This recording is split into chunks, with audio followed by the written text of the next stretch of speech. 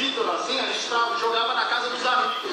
A coisa foi crescendo, crescendo, crescendo. E agora chegou nesse nível, quer dizer, a gente trouxe o videogame como uma forma de entretenimento e de esporte.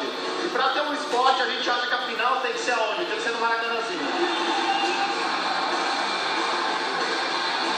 Então quer dizer que vieram 8.000 pessoas assistir gente jogando um jogo de computador. E a gente vendeu ingresso em 4 ou 5 horas, os 8.000, mas na verdade tem muita gente que está vendo pela internet. Vitor, nós estamos aqui com um cosplay. Você sabe o que é um cosplay? Sim, um cosplay é uma pessoa que se veste dos personagens. Só vai. E ela é o herói do jogo, é um herói que você pode jogar, certo? Isso, ela é defensora de Piltover. Que é uma cidade mítica do League of Legends. Isso aí. Vamos fazer o seguinte então, Vitor. Vamos eu e você conhecer os caras que vão competir agora na grande final.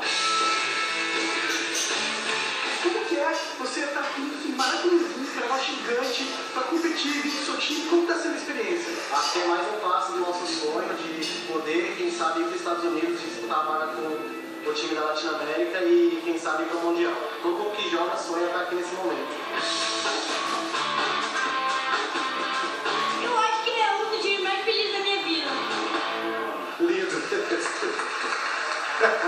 Gente, eu não imaginava que fosse assim, parecia um mega show. Você não imaginava, Flávio, um evento assim? Impressionante.